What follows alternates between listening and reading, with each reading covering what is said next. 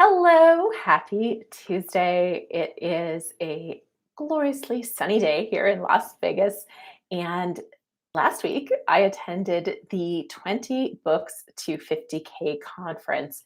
And this is a conference that has been on my list for a few years to attend because a lot of the podcasts that I've been listening to for a long time, the Creative Pen and the Sell More Books show, they always talked about this event. And I looked into going to the 2020 event, but I think you all know what happened to that event. So I didn't have the chance to attend. So when 2021 came up, and it's actually in Las Vegas, which is where I live now, I was really excited and I felt like I had to attend. And the ticket price is only $300, which is just a tremendous price point for a 4-day event that packs it in. It was incredible. So today, originally we were going to talk about bestsellers, getting your book into a bestseller list. But I thought since I'm fresh off that conference, we could do a recap and I could give you, my top 5 highlights and share those with you so that if you weren't at the conference, you can at least extract some of the things that I took away that I thought were pretty fantastic. So, welcome. Glad to have you here today. Do make sure you say hello if you're watching the replay. Say hello on the replay where you're watching from. If you're new to these, we have prizes, lots and lots of prizes. And while we're just waiting for a few folks to join in, I'll just tell you, there's good and bad to attending a conference while you're at home. Usually, conferences involve you getting on an airplane and traveling, but having this conference here in Vegas had ups and benefits, and things that were less beneficial. The good is, of course, that you have your own pillow. I love my pillow. And you don't miss your family because you get to see them. And you can eat much healthier and, for a lot less money. The bad is that you're living your real life on either side of the conference. So you're not actually immersing yourself in it. And in my case in particular, I didn't do a lot of networking because I was rolling in after I took my son to school and I was rolling out in time to get him. And so I wasn't doing a lot of the networking that happens in the off hours around a conference. So that was, a drawbacks, but benefit was I was with my family. And speaking of food, one of the things that's, like I said, is good is that you're eating healthier and eating at home. But instead of thinking, where am I going to eat tonight? You have to think, what am I going to cook tonight? Which, after a long day of conferencing, is pretty tiring. But all in all, pretty awesome. All right. So great to have you guys here. I see Efren said hello. Angela's here, author C2 Org. I always have a problem with CT Ortega. There we go. Great to have you all here. Okay, so as I was saying, we're going to recap it, and I'm going to be doing my top highlights and takeaways for you. And make sure you're saying hello. And if you're here live or watching the replay, you can you can say hashtag no boring books. Anybody who puts the hashtag no boring books in there today is going to be entered to win one of our new t-shirts, which is going to be primarily given away on December 11th during our holiday extravaganza deep dive. So while you're here, mark your calendar, December 11th, 10 a.m. Pacific Standard Time, we're doing our annual holiday extravaganza. I'm already recruiting team members to join you with us for that day. It's an open Q&A. We have some trivia, we have some prizes, lots and lots of prizes, and we have some fun. So make sure you marked your calendar and cleared 2 hours for your Saturday to join us. All right, so I'm just going to dive in with the first takeaway, which was actually kind of funny enough, a soft piece of software. So Atticus is a new software that Dave Chesson and his partner at Publisher Rocket have come up with. And I mean, as a side note, that was the first time I've actually met Dave Chesson in person, which was pretty fantastic because we've done a lot of things together. I'm a huge fan of pretty much all the resources that he puts together. But I mean, Publisher Rocket is something I use almost every day. My team uses it every day. If you don't have a copy and you're doing this on your own, it's $100. Go to booklaunchers.com/rocket and get it. It will pay for itself. And he doesn't charge you for upgrades. When he improves the software, which is pretty constant, he doesn't charge upgrades, and you can have it on up to 5 computers. So it's a pretty spectacular deal for a robust and really useful piece of software. But he's now created Atticus. And I'm really, if you've watched, I have a video, Angela can drop the link. I have a video on writing software. I'm not a big fan of going out and getting new software for your book because I just think if you're writing a book, your Word document is all you need. And in fact, we've talked about it here before that Google is challenging, the Pages is really challenging, the best thing. And Scrivener for me is an absolute pain, although some people love Scrivener. But it was just such a learning curve that it took away from my writing time that I went back to Word really fast. So Atticus, I was surprised to get excited about Atticus.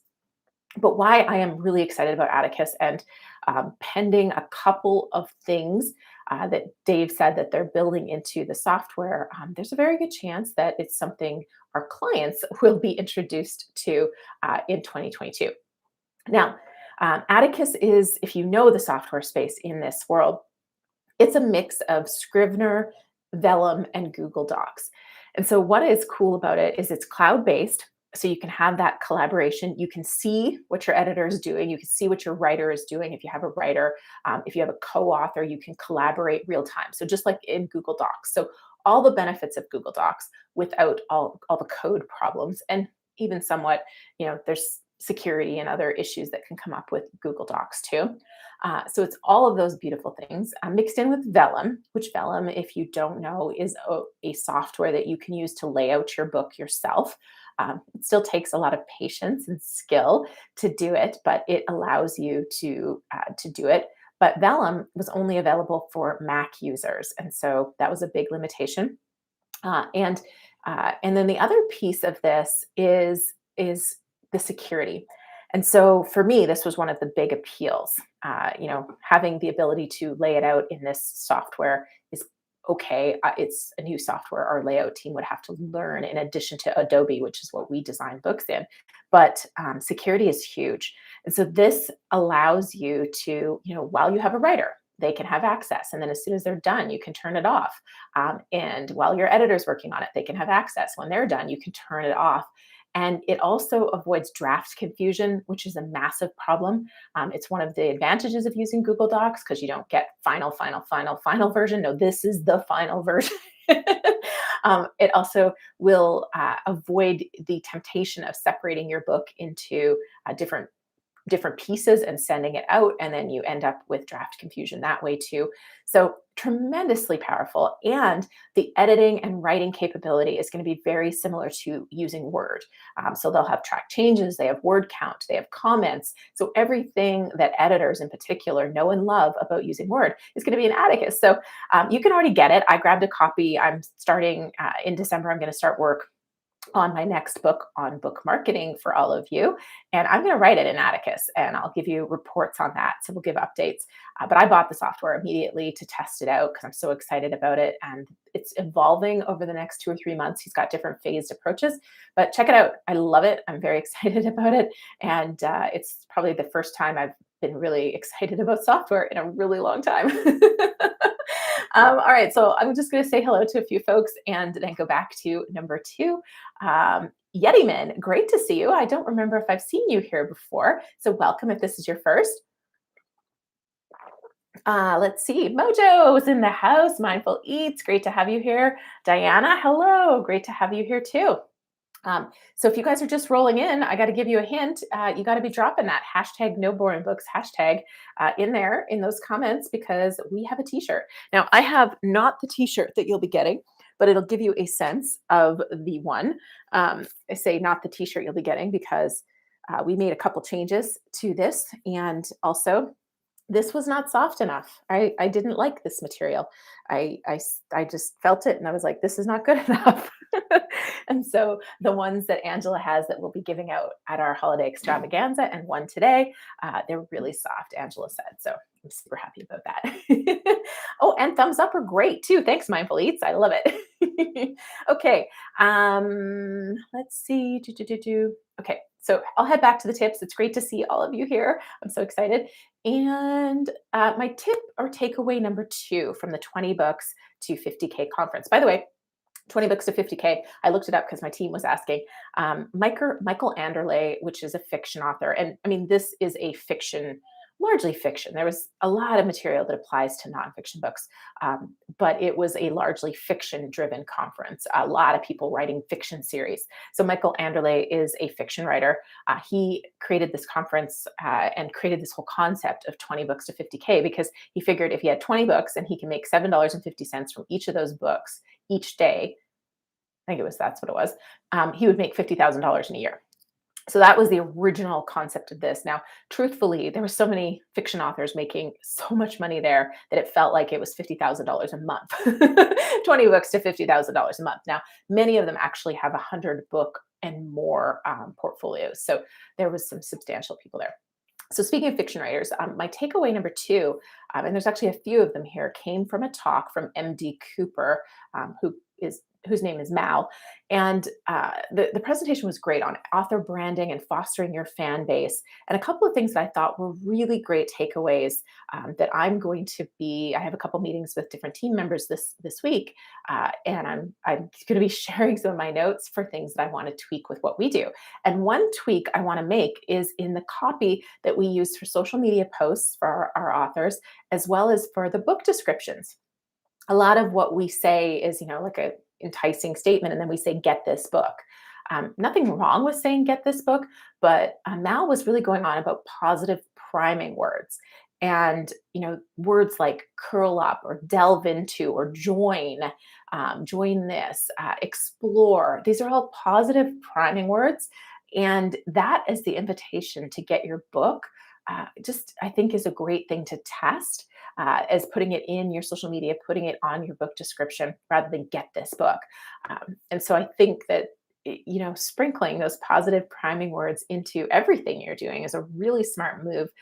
Looking at your website copy, looking at your email copy, looking at your lead magnets, and just seeing how many positive priming words you're using and try to remove some of the generic ones. And you can just search positive priming words and get lists of them and explore it that way. And if I come up, I'll probably end up doing a video on this because I loved this topic so much. The writer, copywriter, and marketer in me was just like, oh, this is fantastic. The other tip, so this is kind of a two-parter. My number two has an A and a B. The other tip Mal shared was on book descriptions and looking for inspiration because a lot of people, that's a great way to kind of figure out, okay, what should my book description look like? I don't know what to write. And a lot of people go to the number one bestsellers in different categories to figure out what they should write. And the problem with doing that is you're usually looking at a top selling, fairly famous author from a traditional publishing house. And I've talked about this before. I think I pointed to one of Seth Godin's books, might have even put it in my book, Self-Publish and Succeed, and talked about how that description was really all about Seth and wasn't about the reader. It didn't make you want to buy it in any way. It didn't share any benefits. It didn't create curiosity. There was nothing about it that was selling. And yet the book was number one and has been number one. So if you were to model after that, you would not succeed because you're not Seth Godin. You haven't done a bazillion books. Your name isn't almost a household name. And so you have to model yourself off the people who have marketing chops. And you want to find those by going to the mid-listers. So they're still in the top 10,000. They probably have somewhere between 200 to 500 reviews, and they're not necessarily traditionally published, or they're published by a small publisher, because if they're selling that well, they're doing a lot of things right on the marketing, and chances are their book description is something that you can use to model yourself after. So I like that approach because it was a process, like it was broken down into why you don't want to do what the big guys are doing and why you need to look at this secondary tier, if you will, to figure out what's working and model yourself after those kind of books. So I thought that was pretty cool. The third takeaway I had, it wasn't anything new, and we've certainly talked about it here, but it was really interesting to see it mentioned in session after session. And I don't even know how many sessions I went to. I think probably 15 different sessions. I mean, there was lots of sessions going on, and it didn't come anywhere near going even to 20% of them, I would say, because there was multiple sessions happening at the same time. But I heard it over and over in these sessions was obviously the importance of a cover, but also the stories of the cover evolution and how a lot of people admitted to their first cover being something that they thought was cool, but didn't resonate with their readers. It didn't fit with their genre. Again, a lot were fiction, but the big thing was they didn't think about their readers. They didn't think about how their reader was going to look at this cover and go, that's for me. And I see this a lot in the nonfiction space as well. And I talk about this with a lot of people who are considering working with book launchers. And I'm like, there is an art and a science to a book cover. Just because you have a great graphics designer doesn't mean they understand this art and a science behind a great cover. And even people who design covers a lot of times aren't really understanding this. And this is one of the reasons why I really don't think you can separate marketing from all of the process. You have to have marketing involved in the entire process of writing, designing, publishing, and obviously promoting a book, because cover in particular is understanding your audience. It's knowing which categories you're going to be in. It's knowing who that reader is and what their mindset is when they're going to be looking at this cover, so they can just in a quick glance go, whoa, what's that? That's for me. And that's not that easy to do. And a lot of cover designers design based on a vision or an idea, and they're not looking at the category, and they're not understanding who this reader is and how this book needs to be positioned for that reader and what the hook of the book is. So it was really interesting to hear it from fiction, from the fiction perspective, that all of that stuff mattered for fiction books too, as well as for nonfiction. And it's this funny thing of, you have to look at your category so that you know the core elements that are standard for that genre or that category. And then you have to find your own little twist so you stand out. Sometimes it's a color pop, an interesting image, a font choice, but you have to be trusted. So first and foremost, you have to fit in, but second, you have to stand out. So it's kind of funny. And so the cover evolutions was really interesting, because a lot of people said, my book didn't sell, didn't sell, didn't sell. I finally got clear on who my real reader was. And it was a niche of a niche. And I designed the cover for that very specific person, and boom, the book started to sell. So I heard that over and over. One of the authors was talking about how this one book didn't sell for almost 4 years, finally got clear on who that audience was for that book, and changed the cover, and boom, it was selling. And it became actually the fundamental book in that entire author's portfolio to, be making a lot of money now from books. So it was pretty cool to see. And it also just reminds me to remind you that even if you love your cover, if your book is not selling really well, of course, you can run Amazon ads and test things. And if you're not getting a lot of clicks, but you're getting traffic, you're gonna have to take a good hard look at that cover, even if you love it, and really figure out, can we tweak this to really be something that makes it obvious it's for your author, or for your reader, I should say. All right, cool. Did I meet Mark Dawson? I did not. I saw him. He was talking in a big crowd, and I didn't shove my way in there, but he was there. And James from the Self Publishing Show. I don't know if I know James. Brian Cohen was there from Sell More Books. I did say hello to him. Let's see. I'm just checking out your guys' comments. Labrian, I hope I'm saying that right. Angela will probably reply to you to make sure. And then let's see, seeing if anybody else is commenting. So, okay, cool. I haven't seen a lot of hashtag no boring books going in the comments. That's how you get a t-shirt today, my friends. But in the meantime, I am going to go over and do today's YouTube draws. So every Tuesday and Friday, we have a new video. When you comment the day a video is out, you get entered to win some of our fabulous swag. Now, typically the swag is our hashtag no boring books mug and our Oh So Soft journal.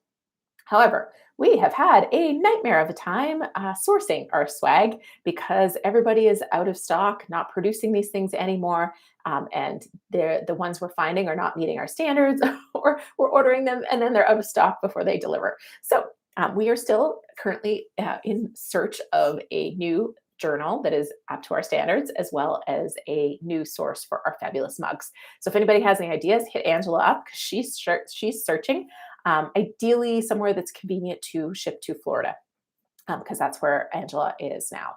So, but anyways, all that to say, we do have today, I'm giving a t-shirt away to the people who have clued in that they need to talk and say hashtag no boring books. But we also have a copy of my book, Self-Publish and Succeed. And we also have these new fabulous magnets. So we're giving these away. And so YouTube, if you're watching this and you win for YouTube, you can let us know if you want a magnet or a copy of my book, Self-Publish and Succeed. So let me, without further ado, yeah, Angela says, it can't just be any oh so soft journal. It has to be legit oh so soft, or make up for not being soft in some other way. So the other thing I'm considering is doing one that's completely made of recycled material. So something really environmental, to make up for it not being soft, but it's got to look cool still. We got standards. Okay, so to my YouTube commenters, let me push my button and let it see, and boom, ML Bill. Congratulations. Thank you for commenting the day a video was released. You have won either, we have a couple magnets, by the way. We have one that says the greatest gift you can give an author is a review on Amazon. You put that on your fridge. I put it on my door here in my office. You put that on your fridge and just, gently remind people. Or we also have the, I can't reach it. It says, write the book you want to read, is a magnet. So if you need that for a little inspiration, anywhere that you can stick a magnet, you can do that. Otherwise, you can get a copy of my fabulous book, Self-Publish and Succeed, which if you don't have it, that should be the first thing you choose. So email Angela at booklaunchers.com, and she will hook you up with, actually you can email it, well, doesn't matter, team@booklaunchers.com, and she'll hook you up with that. So make sure you include your mailing address, because she is brilliant. But as far as I know, she doesn't read minds. So she won't know where you live, or where you want this mailed if you don't give her a mailing address along with your choice of what you want, ML Bill. So thank you so much. And I'm just going to do the other one right now. So spinning around in a circle, and our second winner of the day is, I think he won last week, actually, Stephen Serrell. I don't know if he's here, but I'm pretty sure he won last time. Did he win last live? Do you remember, Angela?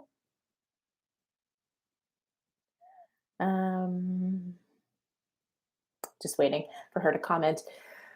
And I don't know. I'll let her. It doesn't matter. So, Stephen, congratulations. You won again. So, whatever you didn't win last time, you can let us know where to send it and what you want this time. Okay. Okay. So, heading back to my tips, if I did, I think he didn't email me. That's what I was wondering. He might not have claimed his prize. So, cool. Hey, Bill, welcome. Glad to have you here, even if you're a touch late. You can always catch the replay for what you missed. I'm recapping my takeaways from the 20 Books to 50K conference, which was a fantastic event last week. I want to see all of you there next year. It's happening here in Vegas. We would have a book launchers meetup.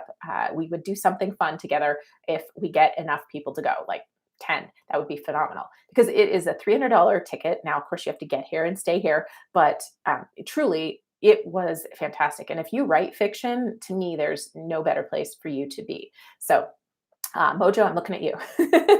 All right. My fourth tip is I attended a session on advanced marketing strategies. This is what my next book is going to be. Well, my next book is just going to be on book launches and book marketing. But this is something that I was excited, because I was like, okay, let's see if I've missed anything. The bad news, my friends, is that there really are no advanced strategies that are going to catapult you to success with any sort of easy methodology. The good news is everything I talk about is exactly what they were saying. It's really how you approach the world. My advice to everybody is always to add tremendous value to others, and they will be there to support you and support your work when you have something to offer, like a book. And this was said in another way, maybe a little more eloquently, by one of the speakers, saying, change the approach from "pay attention, I want you to buy my book" to "I've been paying attention and I think I can offer you something that you really, really want." So it's kind of a cool switch. So, pay attention, I want you to buy, to I've been paying attention and I have something that I think that you've been looking for, or that you want. But the advanced marketing strategies, social media, surprise, advertising, and direct marketing. Guess what? Those are the three fundamental advanced marketing strategies for selling books. Yeah.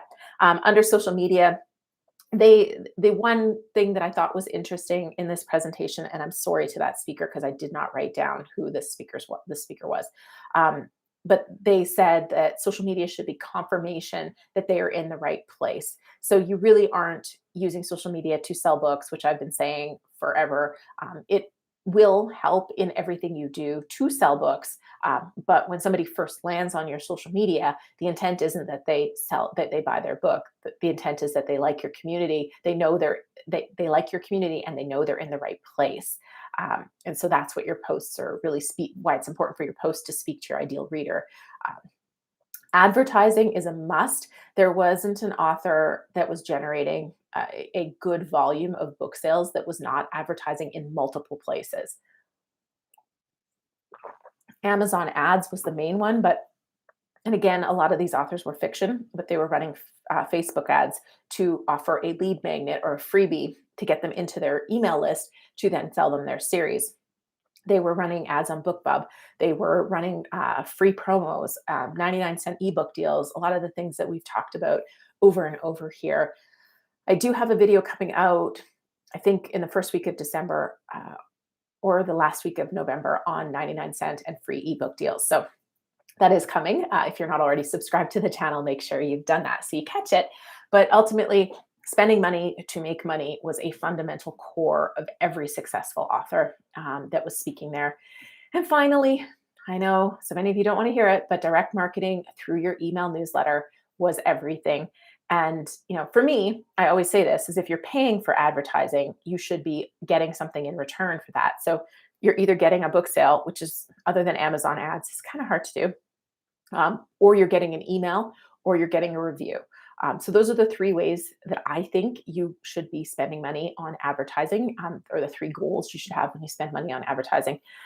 But everything comes back to that, building that email newsletter and having that audience to do direct marketing to. So those were the advanced strategies. In case you were worried you were missing out on some new hot strategy, it's the tried and true, my friends. And then the last one I've got for you was a couple of talks by an attorney named Maggie Marr. She is also an author herself, but she does a lot of contract negotiations for book to screen type deals. Really phenomenal woman. Loved listening to her.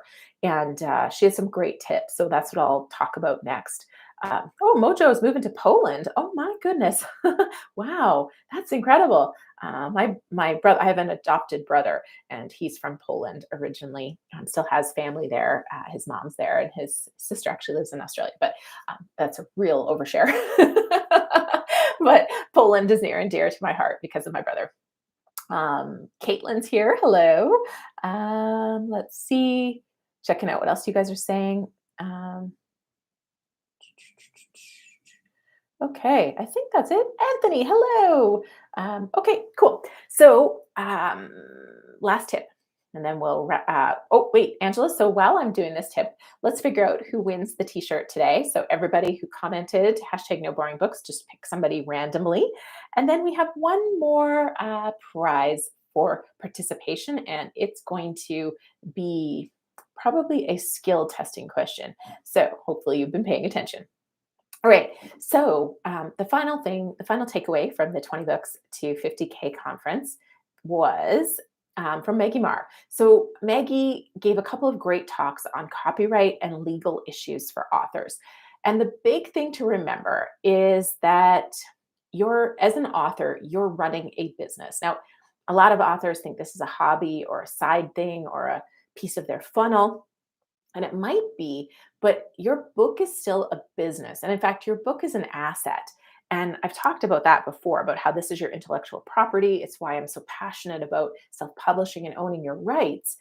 And it was really kind of cute, sweet. I don't know. The conference, of course, is for indie published authors. Now, some have traditional deals, but many were talking about how, before you self-publish, you really dream of a traditional publisher picking you up and choosing you and, putting you into the world as a published author. Once you self-publish and you have a taste of success, you wonder why you would ever give up your rights and make so much less money to get a traditional deal. So it was really interesting to be in a room of people that in general have that very strong mindset.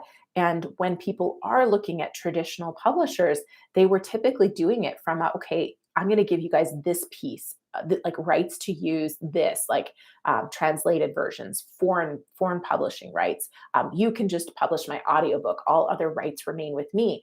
And so they're really looking at this as a business, which is why Maggie's talks were so well attended, but they were also so interesting because she's coming at it from a, okay, you own this body of work and you can now make money from it in all of these different ways. But you need to treat this like a business. So you need to be sitting down and thinking, not thinking this is a hobby, but thinking this is an asset. I need to protect my asset. I need to set it up right. And I also need to think about, if I were to pass, where does it go? So your heirs, your estate, the rights, where do the rights go when you pass on? Especially, there's a lot of authors there, like I said, that have 100+ books. But even if you have a few books, you want to think about what happens to this intellectual property that can be licensed and sold and made money from in so many ways. Courses are another way, selling it to movies, all of the things. So she talked about a lot of that. But one thing that she talked about that I don't think we've touched on here is all of the agreements. And we haven't touched on them largely because personally, I haven't had to do a lot of these type of agreements as an individual, because corporately we have contractor agreements and our clients work with us, and we have terms and conditions under which our clients work with us. But if you're doing this on your own, she was bringing up a lot of the agreements in order to protect yourself. And she was giving examples of situations where people didn't do this and all of the problems that arise to untangle who actually has rights. And there was one thing that was really interesting was around co-authors. So if you have a co-author and you don't have a co-author agreement, and I didn't write this down, so this is going off of memory. So if you're working with a co-author, definitely check into this. But it sounded like unless you have a co-author agreement that states otherwise, as a co-author, you have the right to sell that without the co-author's permission. It's very bizarre. So definitely have co-author agreements for so many reasons, but there was some examples of cases where a co-author had gone off and done some things with the body of work that they'd created and didn't have to get permission or a sign off from the other co-author. It's pretty freaky. So co-author agreements, having a cover designer agreement, and making sure, I mean, you've probably heard about this with people who get covers designed from Fiverr and some of the other low cost places. Make sure your cover designer has rights to use that image on your cover. A lot of times they're just getting a free stock image, which is not okay for a cover design. So you want to make sure that the cover designer is giving you ownership and rights to that cover, but also that you are able to use all those images. So you want to kind of have that agreement to make sure you're protected there. Editor agreements, photo licensing agreements, PA, which is professional association agreements. There was a whole bunch, of course, licensing deals. There's a lot of contracts that she recommends people who are doing this on their own, hiring all the pieces out by themselves, that you have those agreements in place so that it's clear who gets the rights, who owns this at the end of the day. If you're working with a ghostwriter, this is fundamental. You want to make sure that you have work for hire agreements in place. Because you want to have the rights to the stuff that you're working so hard and investing your time and energy and money into creating. So yeah, there's lots there. I don't have time to dive into it, and I'm not an expert in any of those things. So you want to have your own attorney and get your own agreements. But I just thought it was good to flag for you those considerations, because I think a lot of people just hire off of Fiverr or Upwork or some of these other places, and they don't know exactly what they're getting, and you don't have these kind of specific agreements in place, and there's not a lot of protections for you if you are found to be using an image that you don't have the rights to. You can start to get yourself tangled up into some nasty things. So yeah, it was a great conference, like I said. So those were my top takeaways. Angela, who's our winner? Let's see. Do we have a winner? Did you get one? Just trying to catch up on all the comments that I missed while I was focused. Yeah, so Caitlin, I was saying that I would love I would have a big book launchers .tv meetup, but I really think, especially if you're a fiction author, there's massive value in attending. The ticket was $300 to go to 20 books. And I mean, you have to get here to Vegas and stay in a hotel. But from what people said, they did it at Bally's, so they had pretty affordable. Bally's is yeah, like a so-so kind of hotel on the strip. It's not a high-end one. So they had affordable room rates. You can usually get some pretty good deals to fly into Vegas. So yeah, I highly recommend it. It was extraordinary. The people were fantastic. The learning was really great. I mean, I'm in this every day and I still learn something in every single session that I attended. So yeah, highly recommend it. And I think we should have a huge little book launchers crew. We'll get some book launcher swag and everybody can. I think that would be great. Okay. And yes, there is a date for next year. It's November 14th to 18th or 14th to 19th. It's a big, long conference. It was a full week pretty much. But and Mojo has family in Vegas, so we might just get this crew. My dream might happen, and I'm not affiliated with them in any way at all. They don't even know who I am, as far as. So this promo is based solely on me attending and loving it, and knowing that you guys would all get massive value from attending. Nonfiction authors still would get value, but there was a much smaller percentage of us that are nonfiction only. And there was a lot less sessions that were applicable to the nonfiction space, but I still had more sessions to go to than I had time to attend. So there was still a lot of value in being there and attending as a nonfiction author. So the winner is, Cloud Walker. So Cloud Walker, you are the winner of our t-shirt, our first giveaway of this Oh So Soft t-shirt. So we don't have Oh So Soft journals anymore, but now we have Oh So Soft #No Boring Books t-shirts. Yay. So Cloud Walker, if you're still here, drop sorry, I was just reading the comments. Scully's made it. Hello. Drop your mailing address to Angela. And right now you have your pick of sizes. I believe we have small, medium, large, and extra large, but I'm not sure. It's going to be red. So I hope you enjoy it. Oh, actually, let's clarify first. Cloud Walker, are you in North America? Because if you're not, we're probably going to ship you something that is not a t-shirt, because we've had some really nasty customs issues with the t-shirts. So hopefully you're in North America, Cloud Walker. If you're not, oh, yay. Okay, good. Ohio, yay. That's good. Because as I was saying that, we encountered some significant challenges with getting t-shirts out of the country previously. So yay, congratulations. Thanks for being here. And if you are up for it, I'd love to see the new swag out in the wild. So take a picture when you get it and post on social media and tag us. That would be awesome. Cool. I think that's it for today. If you guys have questions, I don't know, Angela, if there were any questions that we didn't answer. Stephen, you won today. So I think that you should claim your prize too, my friend. It's good that you just ducked in at the end. You did win. He's like, I did. Yes. Now, first you have to post a video of yourself dancing and singing, and then no, I'm just kidding. You won. So just claim your prize with Angela. So email her at team@booklaunchers.com and let her know what you want. I don't remember what it was. I think you had a choice between a magnet, really cool magnets, or my book, which I don't know if you have my book, but I have your book. It's a good one. I've just actually started reading it. It was sitting there and I grabbed it. So I'm excited to finish it. It's very cool. All right. So I think that's good. There's no questions today. So thank you everybody for joining in. A couple of dates to mark your calendar. Stephen said he found a video from mine from like 12 years ago claiming you were going to sing and dance. And in fact, I did. I did do a song in the metadata. I did a rap. And I think I sang a song in one of the other videos. So we don't want to do that again because I like you guys a lot. And that's not a good way to treat their friends, is by me singing or dancing. So December 11th is our holiday extravaganza. So mark your calendars for that. We'll be sending invites out in the next few weeks. It's at 10 a.m. Pacific Standard Time. It's going to be a ton of fun. You're going to get to meet some more of the team.